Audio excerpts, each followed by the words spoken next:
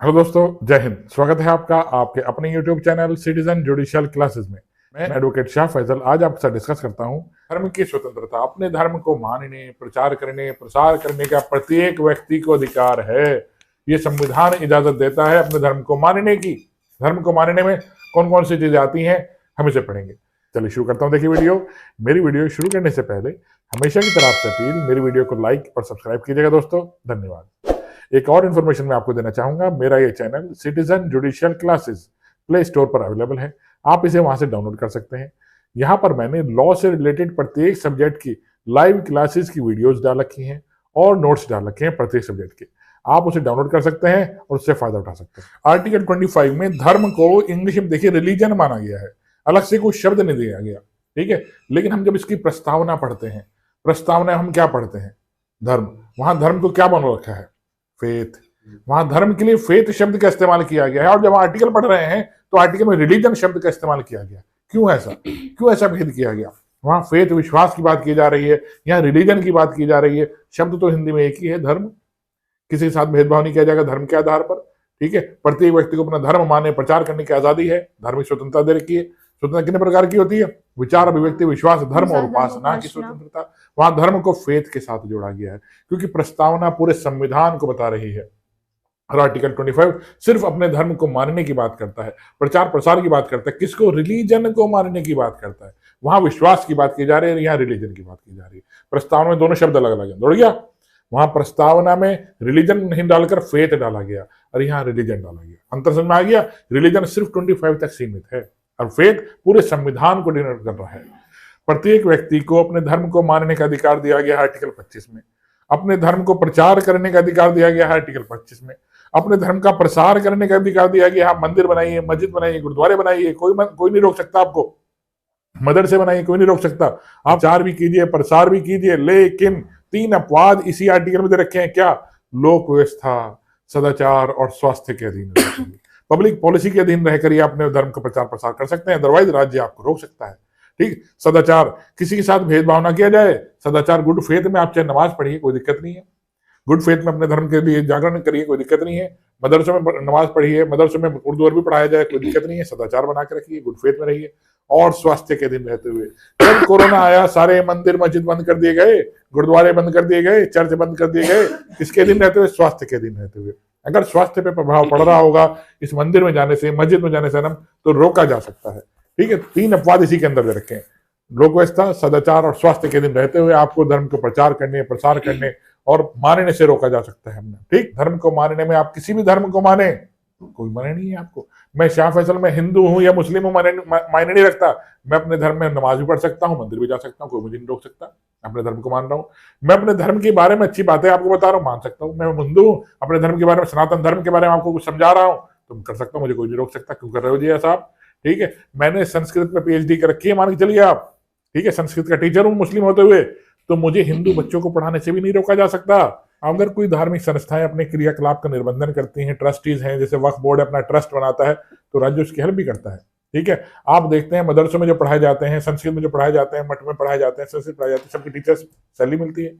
मदरसों में या मस्जिदों में मौलवी है, उनकी भी टीचर सैलरी मिलती है, सरकार की तरफ से दी जाती है, ठीक। तो उनको राज्य बंद कर सकते हैं। सामाजिक कल्याण और सुधार के लिए या सार्वजनिक प्रकार की हिंदुओं की धार्मिक संस्थाओं को हिंदुओं के सभी वर्गों और अनुभागों के लिए खोलने का उपबंध करती है। देखिए इतना शब्द डाला गया, हिंदुओं की धार्मिक भावनाओं को कहा गया, हिंदुओं की धार्मिक संस्थाओं के बारे में कहा गया। SC मंदिर में नहीं जाएगा, साबरमाला मंदिर में हिंदू महिला भी नहीं जाएगी, ठीक है। इसी को देखते हुए सुप्रीम कोर्ट ने इजाजत दी, SC भी मंदिर में जाएगा। सामाजिक संस्थाएं हैं, सबको आजादी है अपने किसी भी मंदिर में जाने की, कोई किसी को नहीं रोक सकता। लेकिन स्पष्ट हिंदू शब्द डालकर क्यों बनाया गया? इस आर्टिकल में स्पष्ट किया गया हिंदुओं को रोका जाता है हिंदू मंदिर में जाने से। नहीं, आप इस मंदिर में नहीं आ सकते, आप SC हैं, आप महिला हैं, आप इस मंदिर में नहीं आ सकती, ठीक। आप महिला हैं, आप कलियर शरीफ की दरगाह पे नहीं जा सकती। आप महिला हैं, आप हाजी अली दरगाह पे नहीं जा सकती। लेकिन सबको आजादी है भारतीय होते हुए किसी भी मंदिर मस्जिद में जाने की। स्पष्टीकरण 1, कृपाण धारण करना और लेकर चलना सिख धर्म के मानने का अंग समझा जाएगा। देखिए ये अपने आप में एक हथियार रखने की इजाजत संविधान ही दे रहा है सिख समुदाय को कि कृपाण धारण करना। कृपाण क्या होते हैं? छोटी सी तलवार रखते हैं, बड़ी सी तलवार, उनको अधिकार है कृपाण धारण करने का, हथियार लेके चलने का। आप बैंक के अंदर कोई वेपन लेके जा सकते हैं? नहीं जा सकते। सरदार जा सकता है। एयरपोर्ट पे आप कोई वेपन लेके जा सकते हैं? नहीं जा सकते, लेकिन सरदार लेके जा सकता है। तो सरदार को इतनी खतरनाक चीज रखने की इजाजत क्यों दी गई थी ऐसी जगहों पर? क्यों दी गई? क्योंकि उनके धर्म को पार्ट है ये कृपाण धारण करना। धर्म का पार्ट 5 का पे आधारित है। सिख धर्म का 5 का क्या चीज है? कंगा, केश, कच्छा, कृपाण और कड़ा। ये 5 चीजें सिख धर्म का अंग हैं। तो किसमें कृपाण भी एक चीज है। जिस सिख की पगड़ी होगी, ठीक है, उसके केश होंगे, उसके पास कड़ा भी होगा, कच्छा भी होगा और कृपाण भी होगी और केश तो होंगे, कंगा भी होगा उसकी जेब में रखना क्योंकि बाल बड़े होते हैं। जो आपने निहंग सिख देखे होंगे, निहंग सिख ये 5 चीजें साथ लेके चलते हैं। क्यों? उनके धर्म का एक पार्ट है, ठीक। लेकिन इसका एक दूसरा पार्ट भी है। दूसरा पार्ट ये है, क्या मुस्लिम के लिए टोपी पहनना अनिवार्य है क्या? नहीं है, क्योंकि कहीं नहीं लिखा मुस्लिम के लिए टोपी पहनना अनिवार्य है। लेकिन सिख धर्म में लिखा है 5 चीजें रखना अनिवार्य है। आप सिर पे टोपी 24 घंटे धारण करके रखें तो आपको रोका जा सकता है। आप आर्मी में कैसे रखना है टोपी? आप पुलिस में टोपी रख के आप पुलिस से काम नहीं कर सकते, ठीक है। टोपी पहनना धर्म का पार्ट नहीं है। कृपाण धारण करना धर्म का पार्ट है। तिलक लगाना धर्म का पार्ट नहीं है। सब हिंदू तिलक नहीं लगाते, लेकिन आप लगा सकते हैं, कोई मनाही नहीं है, लेकिन पार्ट नहीं है। गमछा धारण करना भगवे रंग का पार्ट नहीं है, लेकिन आप रख सकते हैं, कोई मनाही नहीं है। लेकिन सिख धर्म का अंग है कृपाण धारण करना। किसी भी जगह पर वो कृपाण धारण करके जा सकता है, भले ही वहां पर मनाही हो हथियार लेके चलने की। दौड़ गया, क्योंकि संविधान उनको इजाजत देता है। सर देखिए, आर्टिकल 25 में जो अधिकार दिए गए हैं व्यक्तियों को दिए गए हैं। आर्टिकल 26 जो बना है संस्थाओं को बना है, समुदाय को लेकर बना है, ठीक है। कौन संस्थाएं हैं? धार्मिक और पूर्त प्रयोजनों के लिए संस्थाओं की स्थापना और पोषण करने का। धार्मिक खैरात ट्रस्ट चला सकता हूं मैं, मंदिर मस्जिद बना सकता हूं मैं, ठीक है, मदरसे बना सकता हूं मैं, कोई रोक नहीं है मुझे। मैं संस्कृत विद्यालय बना सकता हूँ, संस्कृत पढ़ाने के लिए अलग से मठ बना सकता हूँ, कोई योग नहीं है। मैं गुरुमुखी लिपि सीखने के लिए अलग से गुरुद्वारे में व्यवस्था कर सकता हूँ, कोई मनाही नहीं है, ठीक है। देखिए क्या करें, लेकिन किसके अधीन? लोक व्यवस्था, सदाचार और स्वास्थ्य के अधीन रहते हुए प्रत्येक धार्मिक संप्रदाय की मैं स्थापना कर सकता हूँ। अपने धर्म को फैलाने के लिए मंदिर बना सकता हूँ, मस्जिद बना सकता हूँ, लेकिन सरकारी संपत्ति को नहीं बना सकता। आपकी अपनी प्राइवेट प्रॉपर्टी है, उसे रजिस्टर्ड कराइए, फिर आप उसे मंदिर बनाइए, चाहे मस्जिद बनाइए, उसमें कोई मनाही नहीं है, ठीक है। अपने धर्म विषय कार्यों का प्रबंध करने का, यहाँ मस्जिद में नमाज पढ़ाई जाएगी, मस्जिद बनाना चाहता हूँ मैं, मंदिर बनाना चाहता हूँ, यहाँ पूजा होगी, किस समय आरती होगी, किस समय आरती नहीं होगी, सब प्रबंध करने का मुझे अधिकार है। कौन महंत होगा, कौन पुजारी होगा, ये सब मैनेजमेंट करने का मुझे अधिकार है। इसी तरह मस्जिद में कौन मतवल्ली होगा, ये मुझे अधिकार है। कौन इमाम होगा, कौन मदरसे में कौन कौन टीचर पढ़ाएंगे, ये सब मैं स्टेब्लिश कर सकता हूँ। मैं कोई भी संपत्ति खरीद सकता हूँ, ट्रस्ट के नाम पर, मस्जिद के नाम पर, मंदिर के नाम पर, और चल संपत्ति भी खरीद सकता हूँ, किसी को दे भी सकता हूँ। चल संपत्तियां जैसे मस्जिद में पंखे लगवाने हैं, मंदिर में पंखे लगवाने हैं, एसी लगवाना है, ऐसी संपत्ति का विधि के अनुसार प्रशासन मैनेजमेंट करने का भी उसे अधिकार होगा। प्रत्येक व्यक्ति को, प्रत्येक संस्थाओं को विधि के अनुसार प्रशासन कर सकते हैं। आप उसमें लॉफुल काम कुछ भी कर सकते हैं। अपने धर्म को मानना इज इलीगल, प्रचार करना इज इलीगल, प्रसार करना भी लीगल है, इलीगल काम नहीं है।